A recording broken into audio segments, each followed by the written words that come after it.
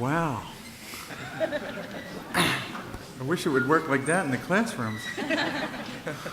Good evening. Good evening. I really appreciate you all coming out today. For those that don't know, the one or two of you, my name is Paul Barrett. I am the Dean of the College of Business and Economics here at Longwood University. I welcome you to the fourth of four Executive Residence Program this academic year, and yes, we do save the best for last. With the college's mission of preparing students to be tomorrow's citizen leaders, we cannot think of a better way to help us accomplish this mission than to bring to campus some of the most effective, values-based leaders in the world. Tonight's guest speaker is truly a remarkable global leader in every sense of the word, and we feel very fortunate to have him with us.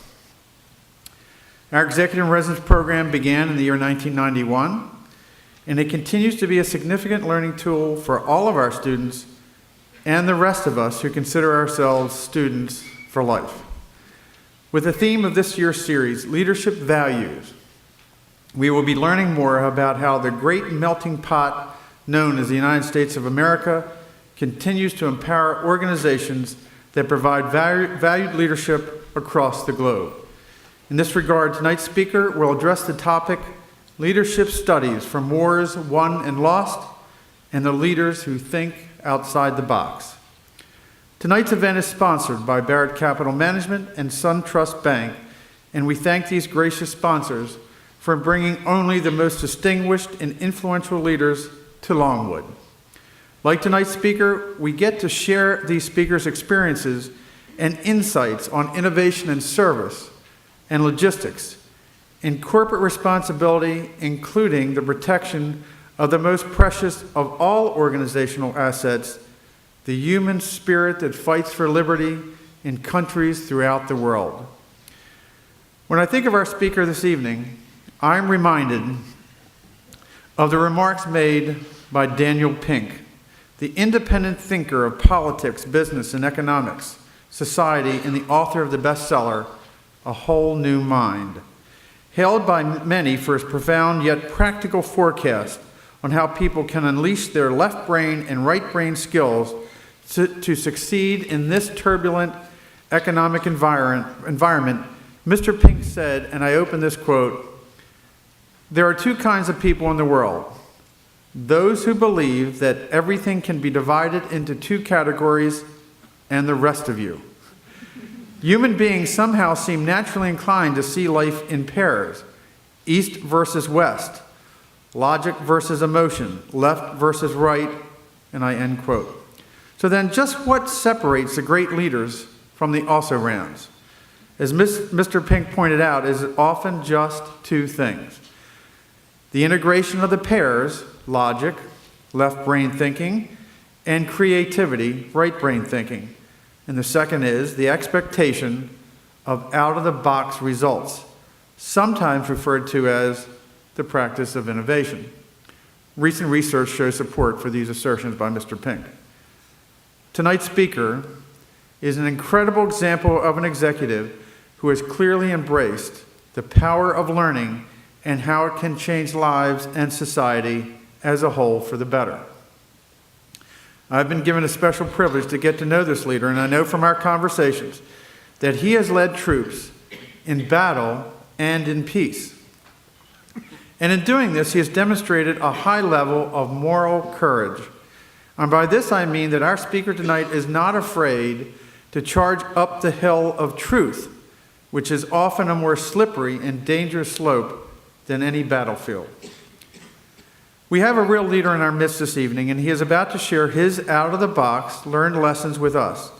Tonight is just another example in a long history where he has consistently shared his learned success with others. And I thank him in advance for sharing his story with us this evening. But before our speaker is introduced, I would like to recognize our financial sponsors for tonight's program. Please stand. From Barrett Capital Management, we have with us David Barrett, CEO, and Hardy James, Vice President for Client Relations.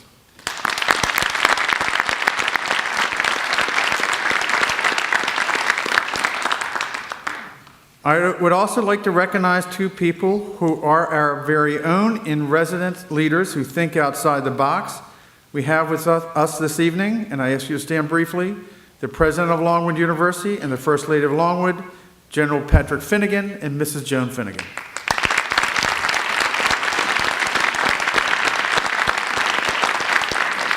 Finally, I would like to recognize the Student Sponsoring Association for tonight's event. Will the members of Phi Beta Lambda, the future business leaders of America, please stand. Thank you, fellow members. Finally, it is my pleasure to present to you two individuals, like left brain, right brain, who will share the honor, the first time ever, I think, in the history of this program. We have two students who will share the honor of introducing our guest speaker. They will act as a team, no less, and I know they've worked on this. First, Ms. Candace Owens is a sophomore standout from Churchview, Virginia, who will be completing the Bachelor of Science in Business Administration degree in accounting in May of 2013. As president of Phi Beta Lambda, she has been working tirelessly to manage the activities of this association and her commitments to the Deans of Student Advisory Board.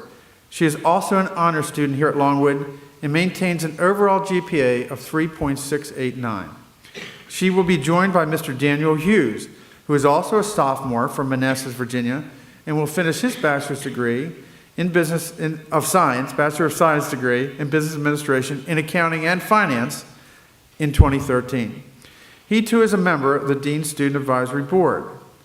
Candace, who has volunteered as a math and accounting tutor, a Project Ask Toy Drive delivery person, and a 4-H Salvation Army participant, and Dan, who has worked as a fundraising volunteer for Push America and is an Eagle Scout with over 100 hours, contributed to a community service project in support of a local American Legion chapter. These two emerging leaders represent the best of Longwood University in its quest to develop authentic citizen leaders. Please join me in welcoming to the podium the team of Ms. Candace Owens and Mr. Daniel Hughes.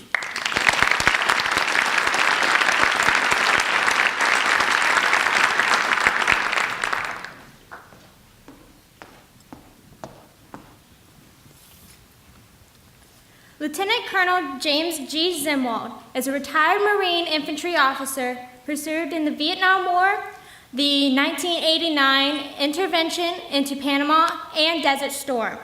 As an author of Bare Feet, Iron Will, a speaker, and a business executive, he also currently heads a security consulting firm named after his father, Admiral Zumwalt Consultants, Incorporated.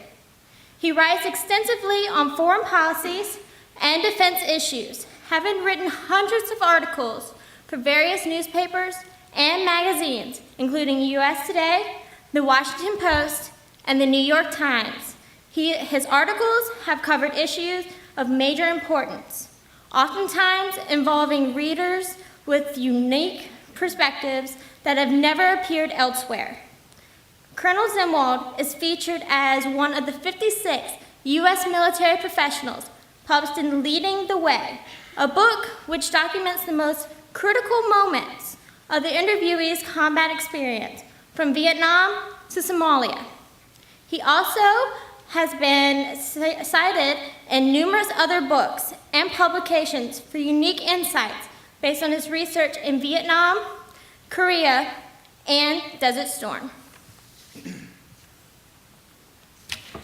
As Chief Executive Officer of Admiral Zumwalt Consultants, Incorporated, Colonel Zumwalt provides unique expertise to foreign and domestic clients in exploring and accessing investment opportunities in overseas markets, especially those in emerging economies, as well as providing foreign and defense policy and strategic intelligence to government agencies and other clients. Colonel Zumwalt received a presidential appointment to be the senior advisor to the Assistant Secretary of State for Human Rights and Humanitarian Affairs, in which he served from 1991 to 1992. Because of his expertise, he also was asked to participate in a very unique educational project conducted at a high school in Raleigh, North Carolina, where he voluntarily contributes time and resources to educating students on issues of international importance. And without further ado, it gives us great pleasure, on behalf of Phi Beta Lambda, the College of Business and Economics, and Longwood University, to introduce to you Lieutenant Colonel James G. Zumwalt, United States Marine Corps.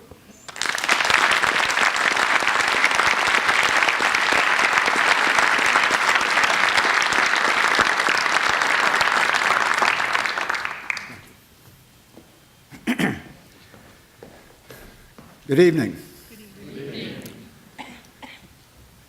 I come from a family with a military tradition going back to the American Revolution. So when my son James was accepted for a 4-year NROTC scholarship at Tulane University in 2001, I was very excited. Now, when you go through the NROTC program, you have to decide halfway through the program whether you want to go Navy or Marine. Since his grandfather was Navy and I was Marine, I was intrigued to see what decision he would make. Halfway through the program, he called me when he made his decision, said, "Dad, I made Dean's List." I said, "That's terrific, son, I'm proud of you." He said, "Yeah, but now I think I'm too smart to be a Marine." So for those of you who remember Rodney Dangerfield, I get no respect.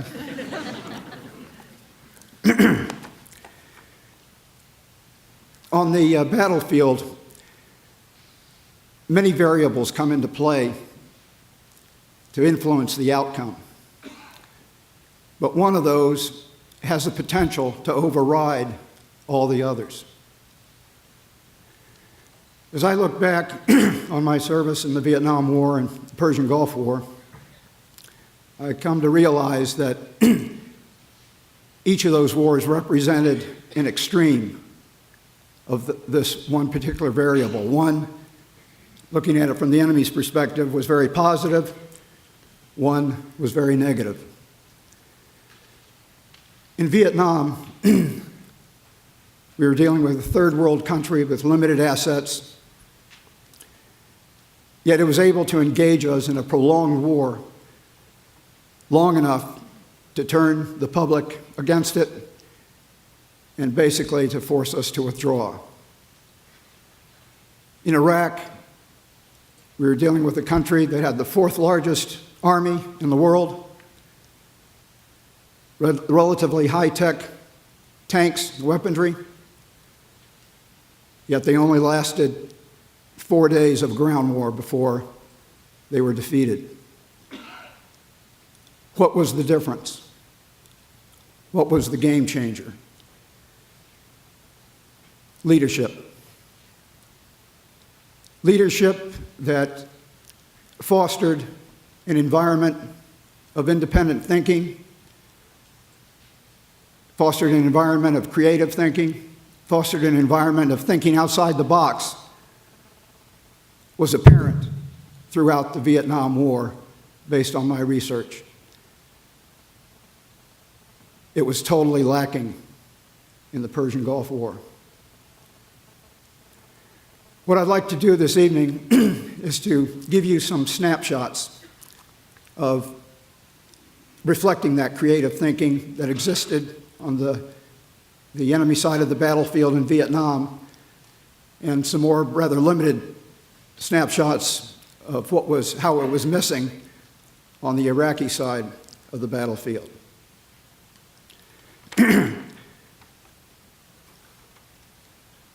Let me segue before I do that, because I think it's important for you to understand what prompted me to write this book, Bare Feet, Iron Will. Every male member of my family served in Vietnam. We all returned unscathed, or so we thought. My father commanded the naval forces in Vietnam. My brother was a swiftboat commander under his command. In 1983, my brother was diagnosed with lymphoma. Now, normally, if you have lymphoma, you either have Hodgkin's lymphoma or non-Hodgkin's lymphoma. He had both. He had a son born with severe learning disabilities. He fit the profile of so many veterans who had gone over to Vietnam, courageously served their country, and were exposed to Agent Orange the chemical defoliant that was used to strip the riverbeds of their vegetation. The bitter irony for my family was that it was my father who ordered the spraying of Agent Orange. The sailors serving in these narrow waterways in Vietnam stood a 72% chance of being killed or wounded because the enemy was able to set up ambushes along the riverbanks, and the boats would be in the middle of the ambush before they could react. That was totally unacceptable. Something had to be done, and Agent Orange did that. It reduced the casualty rate from 72% to 6%. So from a military standpoint, it probably saved tens of thousands of lives. It was only later that we learned that thousands of lives would be claimed by exposure to the agent. My brother died in 1988, and I found when tragedy hits you, there's two ways to react. One is to convert that loss into positive energy and try to do something constructive. The other is to let it consume you and become negative energy. My father followed the former route. He threw himself into the Agent Orange issue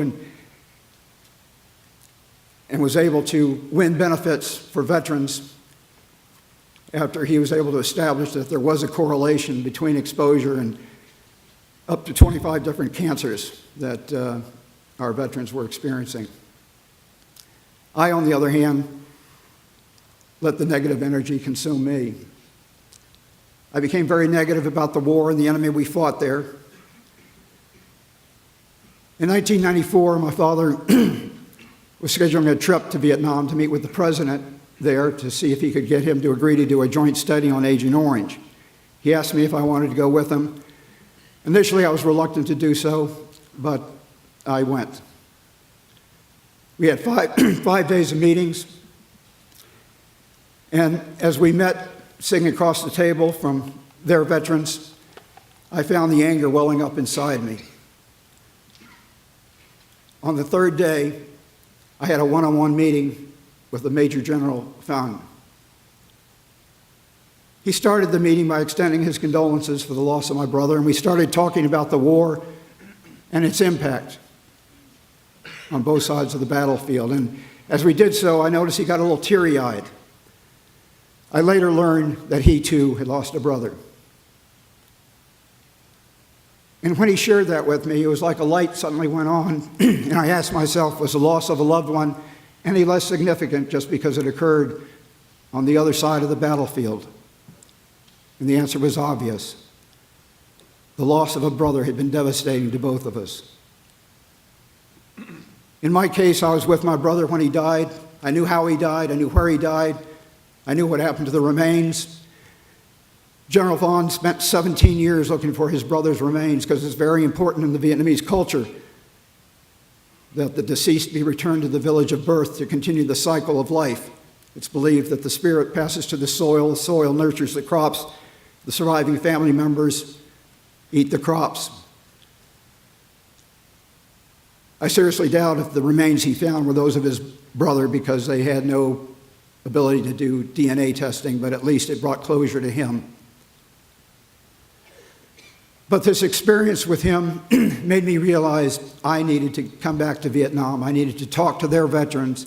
I needed to get a better understanding of what the war was like from their side of the battlefield. I ended up making more than 50 trips back to Vietnam between 1994 and 2004, interviewing several hundred of their veterans.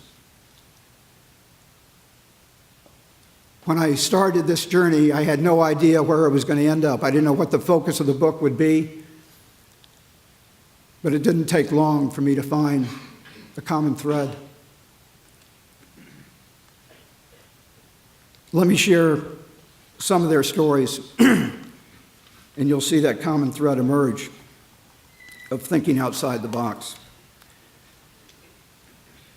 I interviewed Dr. Lee Cao Dai, who in 1966 formed a field hospital, took it down the Ho Chi Minh Trail, was bombed moving down the trail. By the time he got down south, he was a field hospital in name only. lost about 90% of his supplies, and was faced with a situation where he needed to be resupplied.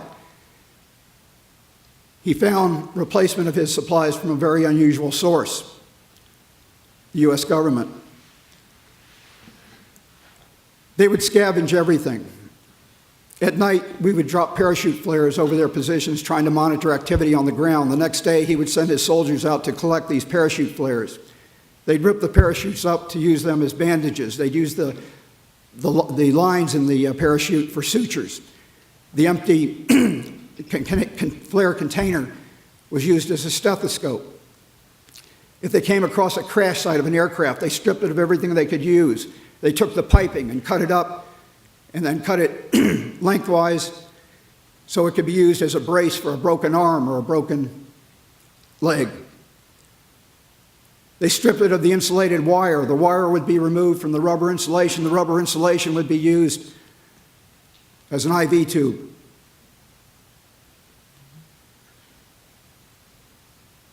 When they were augmented by Mother Nature. Empty coconuts were used as a container for an IV. They would stick that insulated wire up the bottom of a coconut, and you had your IV. Writing supplies were in short supply, so it was difficult to maintain medical records. They cut bamboo and again cut it into sections and lengthwise, put a string around it, put the string around the patient's neck, and then wrote on the inside of the bamboo so the medical record went with the patient. Their surgical rooms were underground. They had generators, but often did not have fuel to operate the generators during surgeries. They connected a bicycle to the generator, and soldiers took turns pedaling the bicycle to provide an energy source. Because they didn't have power on a 24/7 basis, they were unable to refrigerate blood. Doctors and nurses would donate their own blood prior to surgery. These are conditions that are totally unfathomable by our standards, but which were a way of life for them. Food was in short supply.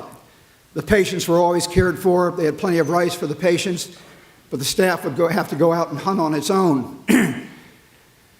They basically resorted to killing anything that moved: monkeys, tigers, elephant. He described the first time they had an elephant kill. Had a heck of a time trying to get through the hide of the elephant, and then the surgeon suggested that they cut through the belly. The surgeon cut through the belly and crawled inside and started carving away from the inside of the elephant. I interviewed Vo Huang Lee, 1995, gentleman of late 60s, early 70s. And as soon as we met, he proudly showed off his 6 wounds. Wounded twice while fighting the French, 4 times while fighting the Americans. The most serious wound had severed his right hand in half. You would have thought he was a frontline infantry soldier. He was a brain surgeon. Unlike our medical people who did not have to fight, the Vietnamese had to grab a rifle and fight whenever the conditions called for it. He talked about having to do brain surgery without anesthesia. They would have Novocaine so they could deaden the skin, turn the skin back, exposing the skull. They then would take a drill. And usually you have a surgical drill that limits how far into the skull you can penetrate. They had to use a household drill. They had to master how far down you could drill into the scalp without penetrating the brain. They would drill holes in a circular fashion, then take coarse wire, stick it through one hole, up through the other, and pull it back and forth to cut through the holes and basically take out chips of the skull. The patient was strapped down, and the screams for pain only stopped when he lost consciousness.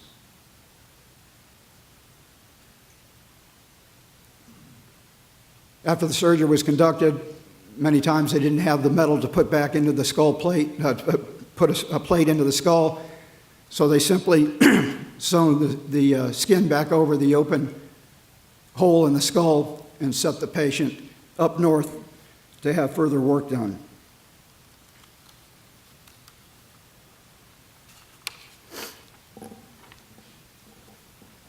He said, quote, "We constantly were forced to come up with creative ways to treat the wounded. It was much like the treatments by the Egyptians thousands of years earlier. One technique they applied was for an amputee to briefly place his bleeding stump into boiling oil. This caused veins in the stump to shrink and, as a result, reduce bleeding. While medical conditions were nightmarish," he said, "it was a price we paid for victory."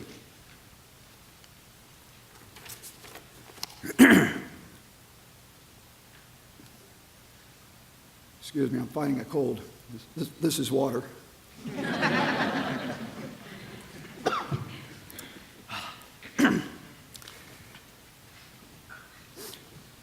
Nowhere was the creativity of the Vietnamese more obvious than on the Ho Chi Minh Trail. For those of you unfamiliar with the Ho Chi Minh Trail, the Ho Chi Minh Trail was the main supply line by which the North brought supplies down to the southern battlefields. And trail was a misnomer. It was not a single road. It was a network of north-south roads, basically 7 north-south roads and dozens of east-west roads. We discovered some of these roads. We'd look for activity. We'd send aerial observers out. If they noticed activity, they would look for convoys and attack them. They knew this was our MO. And they noticed, as they looked at the trail network, that a number of the north-south roads were paralleled during the dry season by relatively shallow rivers and streams. So what they did was they had their engineers come in and grade the riverbeds, and at night they would send convoys down the riverbeds. So the next morning when we came out with our aerial observers, we saw no indication that a convoy had come through a particular part of the road that we knew about.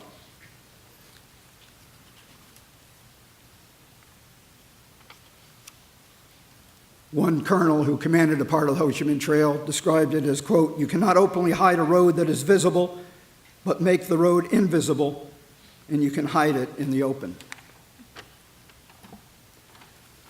Their creativity also went to the way they crossed rivers. Obviously, there's only one way to cross a river, and that's with a bridge. Knowing that, they built a number of bridges, the sole purpose of which was to have a target that we could destroy. And then upstream or downstream of that bridge, they used a variety of things. One was something they called a submarine bridge. It was a bridge platform built about a foot underneath the low water mark. And for those of you who are familiar with Vietnam, the waters there are called brown water for a reason. You can't see anything under the surface, so these platforms were invisible from the air. And when convoys came to these cross points, they'd have guides stand on either edge of the platform, and the drivers would drive in between those guides. In other places, they had a buoy bridge where they took literally thousands of truck inner tubes, interconnected them, and they were connected to an air pump on either bank. Once the sun went down, they turned on the air pumps, the tires would inflate, they had a bridge platform on top of the tires. It would emerge out of the water, they'd secure it in place and run foot traffic across it all night. Before daybreak, they would turn off the air pumps, deflate the tires, and the bridge platform would sink beneath the water.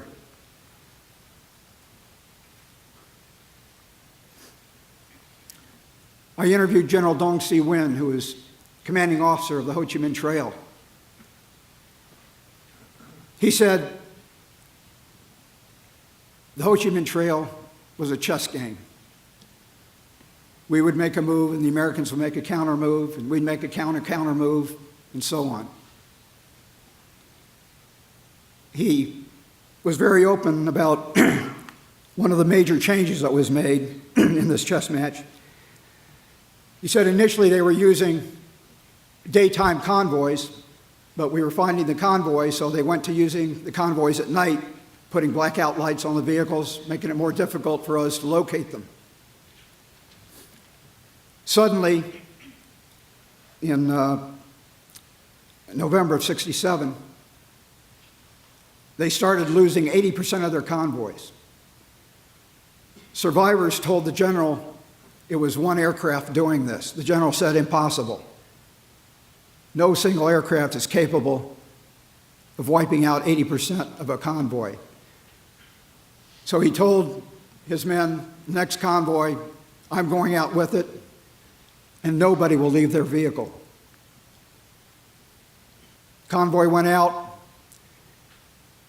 The single aircraft that the general said didn't exist could be heard coming in on a low-level flight. It was something called an AC-130 gunship. And it had infrared sensors connected to a computer, connected to Gatling-like guns.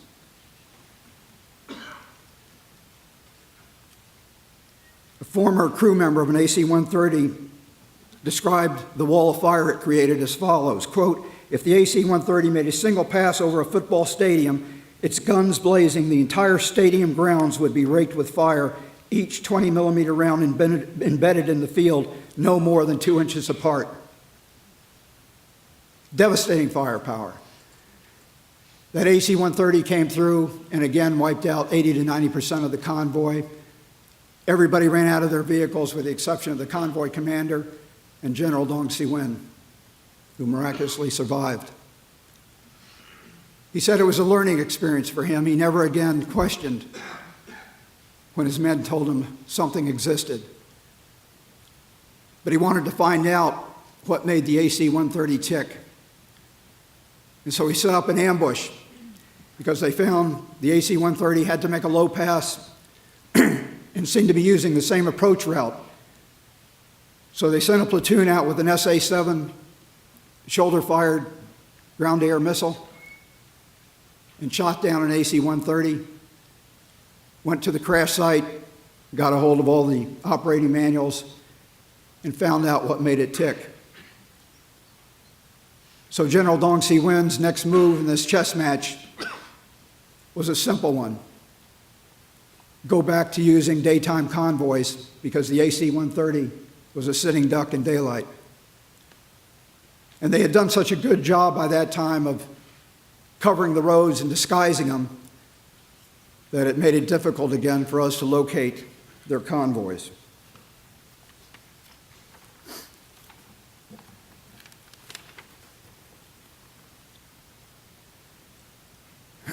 The Cucci tunnels.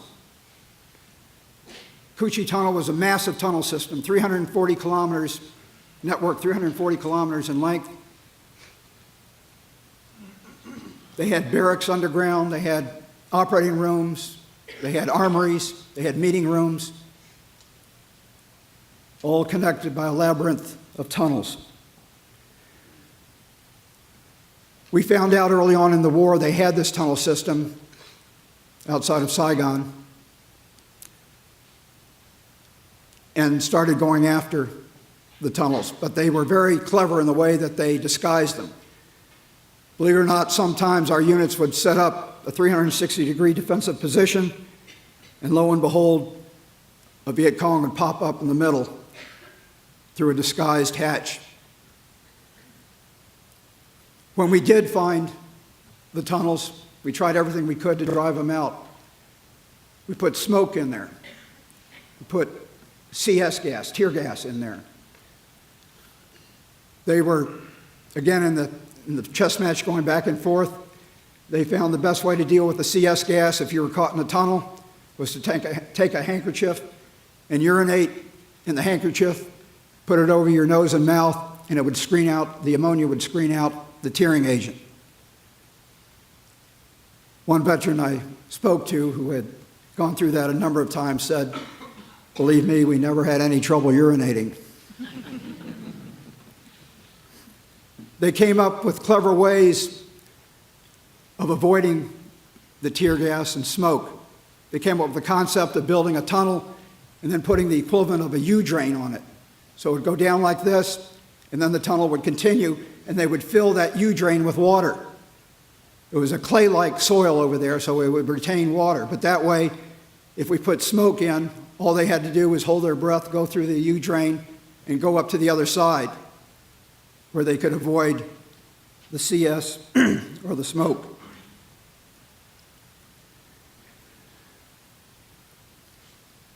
As a sidebar, I need to share with you a story, interview I had that sent some chills down my spine. I asked to meet with the commanding general of the Coochie Tunnel Fighters.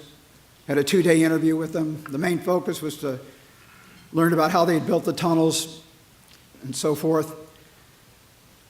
At one point in the interview, he said that they used the tunnels to conduct attacks on targets in and around Saigon. He started rattling off a list of targets. And he said the Navy headquarters. And I said, "Wait a minute, was that the U.S. Navy headquarters?" And he looked at me and smiled and said, "Yes." I asked him if it was the U.S. Navy headquarters in Saigon. And he looked at me and smiled and said, "Yes." I said, "Well, any chance would that have been 1969? He smiled and said, "Yes." This is the man who tried to assassinate my father in 1969. And I had heard about the attempt from my father and his staff. It was bone-chilling to learn all the planning that went into it from the general. When the interview was over, we stood up and shook hands, and he said, "When you see your father next, give him my apologies, but tell him I was only doing my job as a soldier." My father was alive at that point in time, and I went home to my hotel and called him back in the States and told him about this interview and concluded by saying, "By the way, Dad, I gave him your new address." Fortunately, he had a good sense of humor.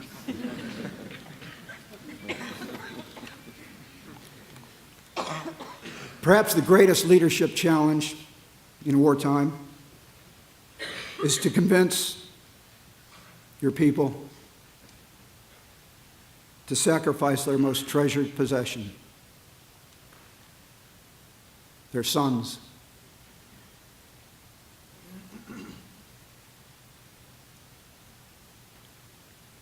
It was very emotional for me to meet with some of these mothers who had lost a generation of children in some cases. Boy T. Me sent 4 sons off to war. Only 1 returned. Win T. Diem, a husband and 2 sons, did not return. Tran T. Trong, a husband and 5 sons, did not return. 1,400 mothers lost 3 or more sons in that war. The loss of any child is a tragedy, but if you could quantify a loss, the 2 mothers that would receive that award, Win T. Ron, who lost 8 sons and 2 grandchildren, Win T. Tu, who saw the war claim 9 children, a son-in-law, and a grandchild.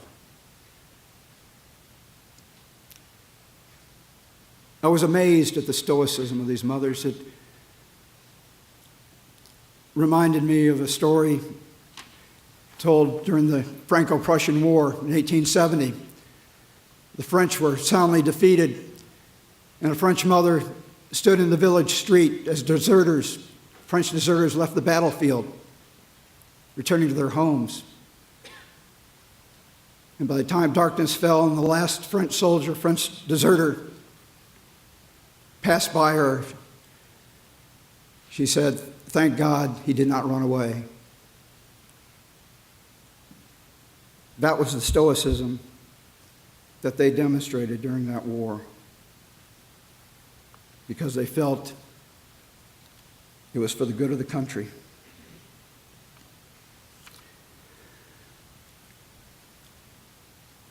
Let me conclude my comments about the Vietnam War with this observation. A brilliant military strategist by the name of Sun Tzu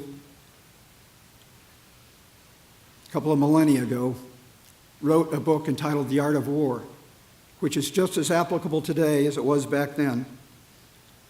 And he enunciates various principles of war that must be mastered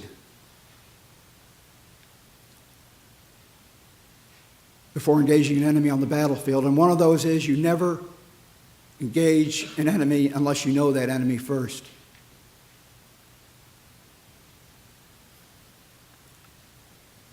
I also thought about a quote by Tom Brokaw, who wrote a book entitled The Greatest Generation, describing our World War II veterans as America's greatest generation.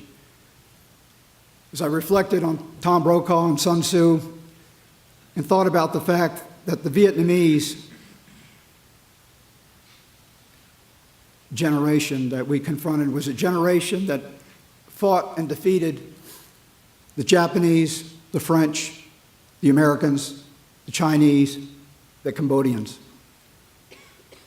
I think what we failed to recognize in the Vietnam War was that we were fighting Vietnam's greatest generation. With that, let me turn to the Iraq War.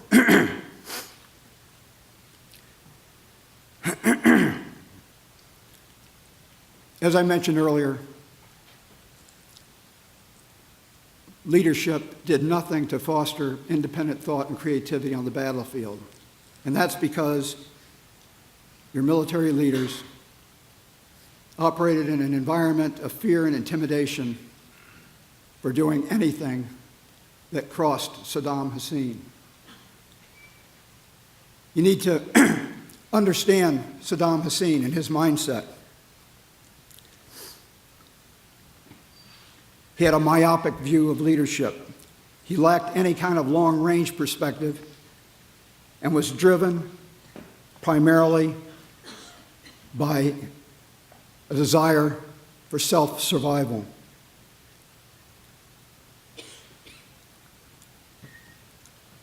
When he was in power, he rarely stayed in the same house, same place overnight more than once.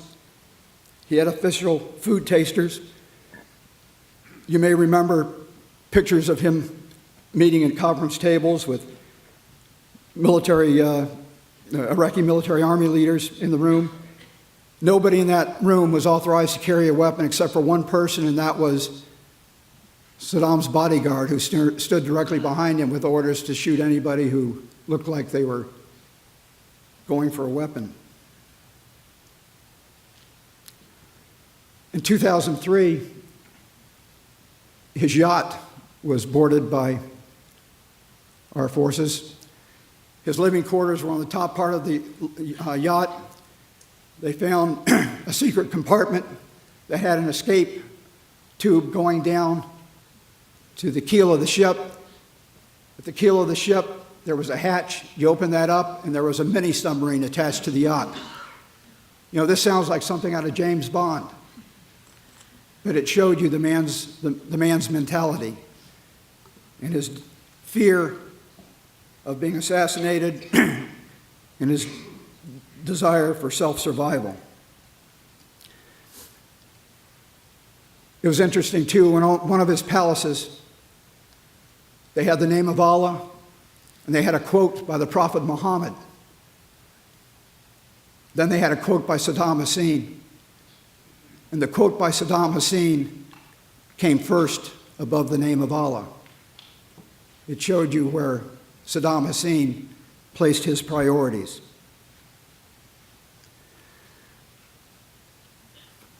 I interrogated about 4 dozen Iraqi senior officers and was amazed at what they didn't do.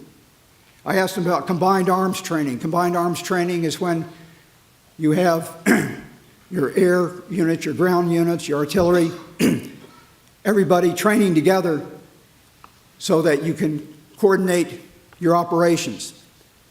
They never did any combat arms training. And I asked them why, and they said because Saddam feared if he put all his military together, it would turn on him. Here he had created this Frankenstein of a monster and refused to give it a brain so it could operate in wartime.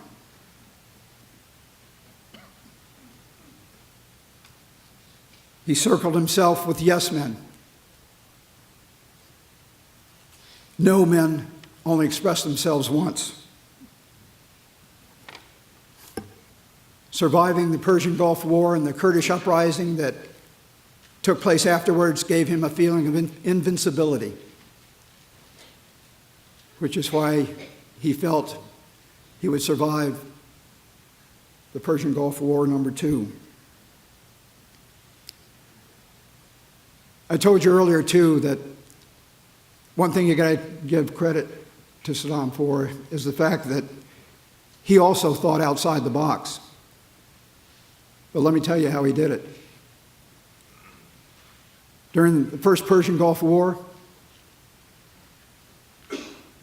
as we started engaging his Air Force, he flew his entire Air Force to Iran. You know, in the history of aerial combat, an Air Force is used for one of two things, either to defend assets or to take the offensive. This guy came up with a third. You send it to another country to do nothing. He denied that air cover to his own troops. And guess what? After having fought an 8-year war with Iran, Iran had a no-return policy. He never got the Air Force back. But you got to hand it to Saddam Hussein. Again, he did something outside the box in the second Gulf War. He had 30 of the most advanced MiG aircraft, MiG-25s, and he very cleverly buried them in the desert so that after the war he could reclaim them. He was thinking outside the box, but in a way that did absolutely nothing to further the objectives of his military. Let me conclude with this. Despite all other influences on a battlefield, much of what an army achieves or fails to achieve is a direct result of its leadership. It is whether that leadership cultivates a warrior mindset of independent thought and creativity that determines the difference between victory and defeat. For despite the most advanced weaponry fielded on today's battlefields, it has the potential to be the ultimate game changer. And with that, I'll take your questions.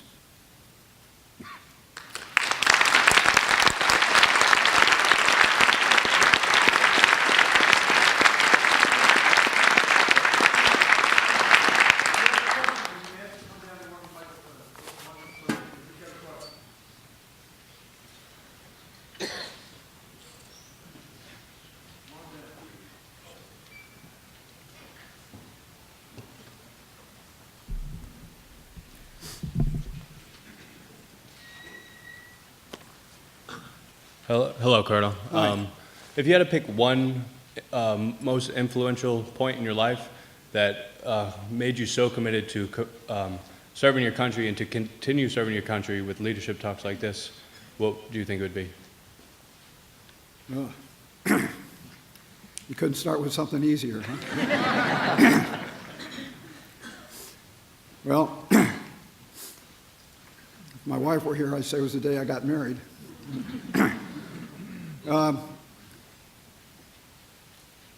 To be honest, I don't know if I can pick out one single thing. At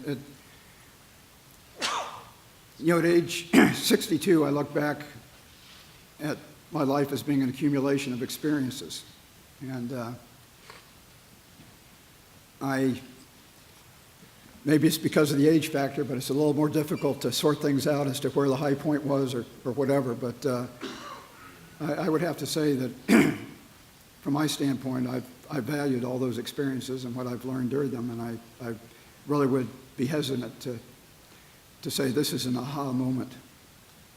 So I'm sorry I can't give you a more direct answer. That's fine. I just want to thank you again for your service to our country. Well, thank you very much. I appreciate that.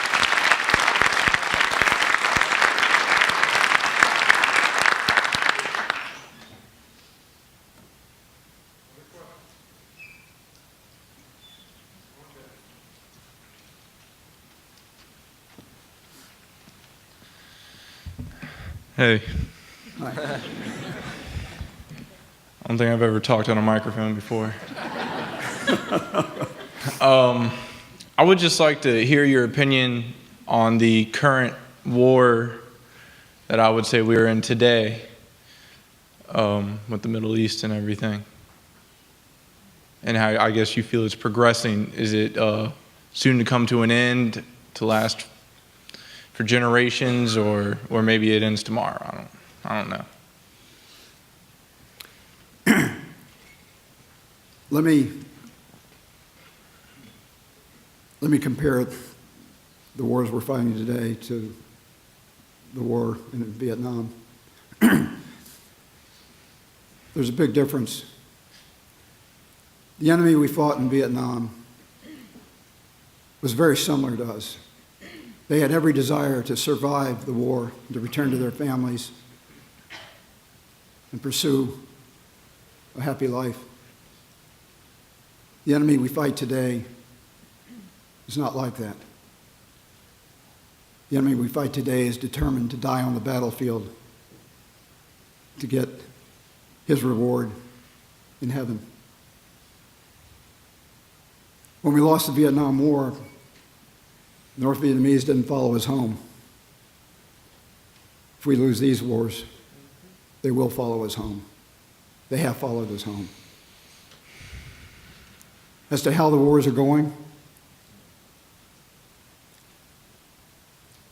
if I were a betting man, I'd say there's a better than 50% chance that Iraq will survive. The only unknown is the fact that Iran is wielding its influence in Iraq, and that could set things back considerably. In Afghanistan, I'd say a less than 50% chance. And that's because there's so much more that has to be done in Afghanistan than had to be done in Iraq. In Afghanistan, there was no sense of national unity, no national army, no national police. Those existed under Saddam Hussein in Iraq. So it wasn't that much of a jump for them to get that national spirit. It is in Afghanistan. Thank you for your question. Thank you, sir. Yeah.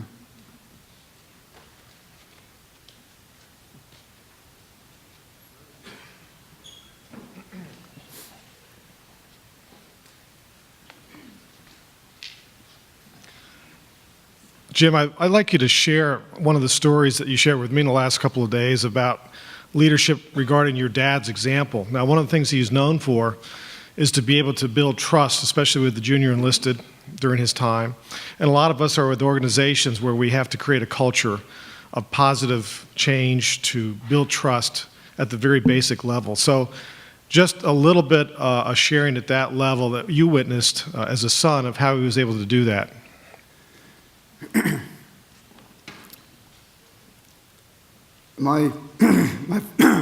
My father was my life's hero. So you're going to get a rather biased response to that. But he was a visionary. There's absolutely no doubt about it. When he took charge of the Navy, he was faced with a naval force that was deteriorating. He was faced with the Vietnam War was still going on, so he was faced with the lowest reenlistment rates in the history of the Navy, 8%. He was faced with racial tensions. He initiated about 120 changes in the Navy that became known as Z-grams. And basically what these Z-grams sought to do was to shake the Navy up and to pull it into the 20th century. He improved life for the minorities. He had his share of critics as well as supporters, but he had a very good attitude about that. He said that he knew his changes made him a long list of friends and a long list of enemies, and quite frankly, he was very proud of both lists. So he didn't let his critics get him down. He also would deflect things with a rather good sense of humor. After he died, I had the opportunity to go through his files. There was a letter I came across. It was about 2 or 3 months before he was retiring from the Navy. And the letter came from somebody in the Deep South who was resentful of the fact that my father had improved life for the minorities. And this was a scathing 3-page letter in which he said, "You have done so much to the detriment of the majority by improving life for the minorities." As I read this letter, I started getting angrier and angrier until I read my father's one-sentence response. And we'll call this gentleman Mr. Smith. But he said, "Dear Mr. Smith, please be advised that some nut has written me and signed your letter, your name to it."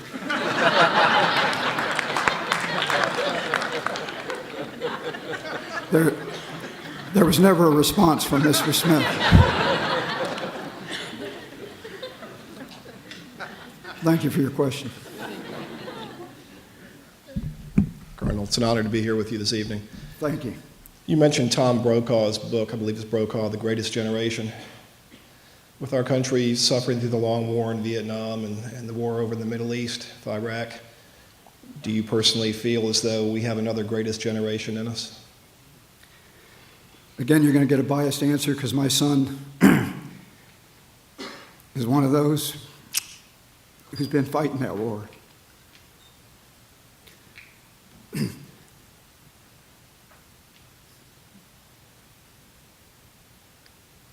As a father,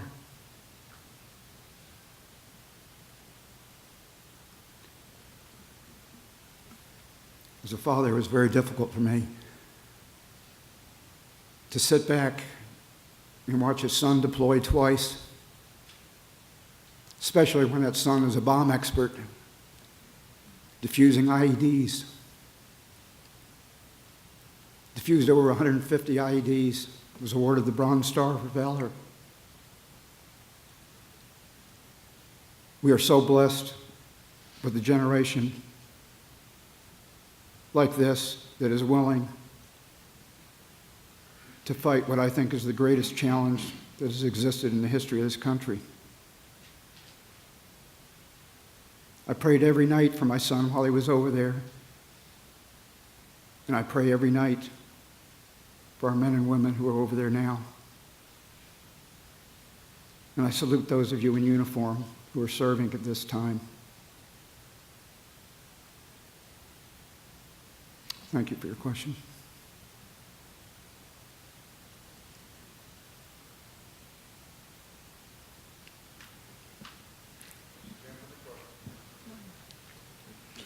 You've interviewed and worked with a lot of wonderful leaders.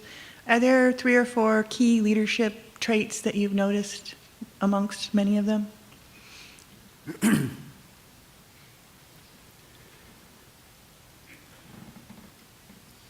I guess what I'd say is probably one of the characteristics of an ideal leader is somebody who's approachable. You know, you take a look in the environment that Saddam Hussein created. It was fear and intimidation, and the end result was clear: total failure. But if you have a leader who's approachable, who will listen to you, and if you've got some good suggestions, implement them, you can't ask for more than that. So I think it's having that ability to deal on an equal level with those who are under you. Thank you for your question.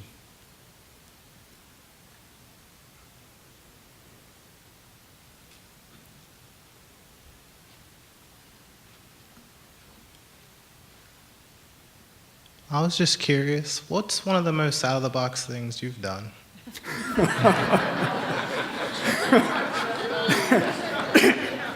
Women.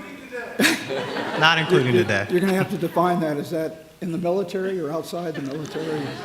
I'm in the military. I tell you, that's a good question.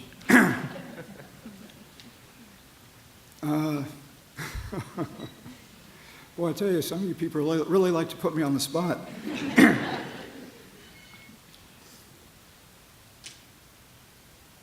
I get back to you on that?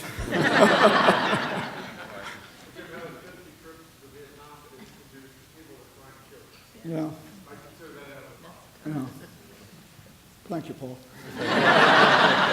Between Paul and me, we can answer any question you have.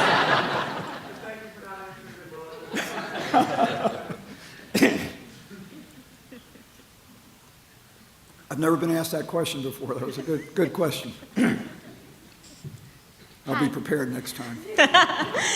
I was wondering, since at lunch we were talking about how war is now going through electronics and the whole thing with malware, what do you see as coming up next, as the next technically nuclear thing? My big concern, and in fact I discussed this with some of the staff here at Longwood last night, is the threat that we're susceptible to from an EMP attack, electromagnetic pulse. There's two ways that EMP can be generated. One is by a nuclear airburst, and that's something that Iran is already practicing to do, although they don't have a nuclear weapon yet. The other way EMP can be created is naturally by a solar storm. And every 100 years, there's been this cycle of very large solar storms, and we're about 10 years overdue in the cycle. The last one occurred 100 plus years ago, but because we were not so dependent on electricity, it didn't do much damage. That'll be much different this time around. Our electrical grids are susceptible. There'll be electrical grids knocked out. The generators that operate those electrical grids are not made in the United States and take about 1 to 2 years to replace. They're made in Europe. This is another alarm I've been trying to sound with the people in the business community and so forth, because there's a lot of things that can be done to harden facilities to protect against EMP. You know what?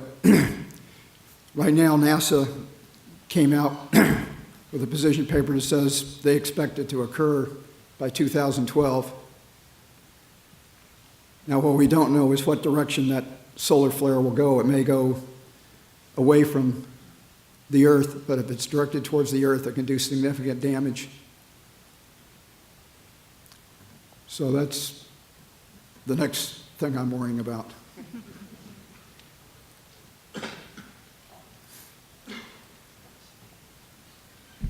With all your experiences in the military, also with your leading your father's consulting agency in the business world, with the student leaders, faculty, and business leaders here today, what are 1 or 2 pieces of leadership advice you can hand off to us that we can take out of this room and become better leaders ourselves? Let me go back again to my father, because he taught me so much. And one of the things he did as he went from command to command, he identified people that were go-getters. And so when he went to a new command, he would request these people. And when he finally became the Chief of Naval Operations, and he was faced with a number of those challenges that I was telling you about, he pulled together a magnificent team of naval officers that were able to achieve what he wanted to achieve. And it was reflected in the retention rates. By the time he retired, retention had quadrupled. So to answer your question, I think recognizing that there's a team approach, and you've got to be able to identify the talent that will best serve the team. Thank you for your question.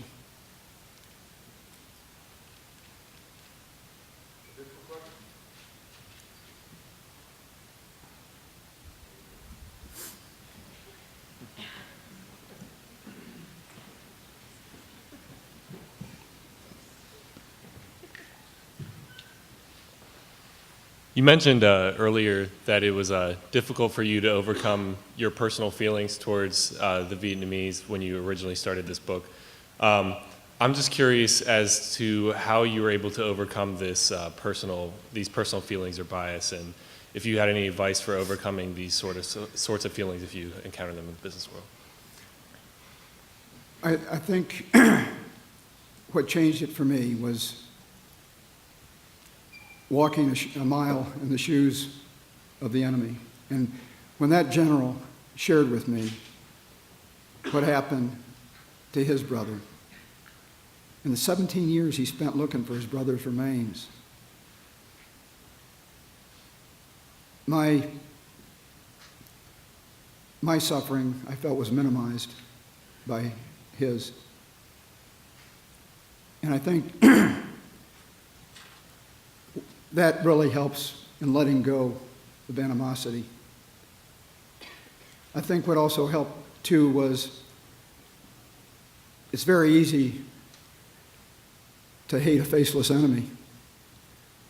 But once you get to know that enemy, former enemy, and you develop a personal relationship, as I now have with many of those veterans who served on that side of the battlefield, it makes you realize that all it's doing is creating negative energy if you hold on to that hatred. Thank you for your question.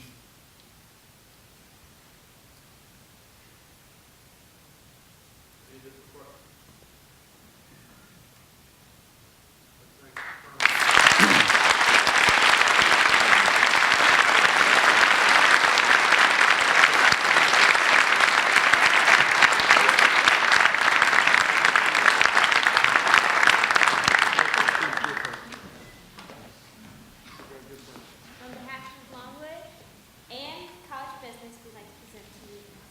Thank you very much.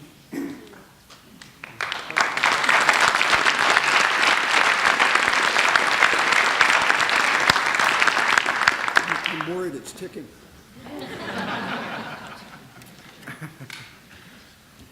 We'll take it over to Charlie's and see what's in there.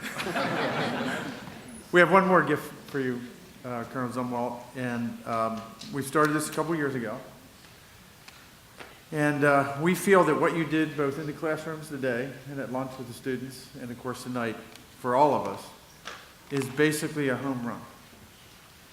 And what we have here is an authentic home run hit by a Longwood Lancer baseball player by the name of Scott Kimball. And Coach Buddy Bolding has recovered this home run from the other side of the fence. And we want to thank you for hitting a home run for us.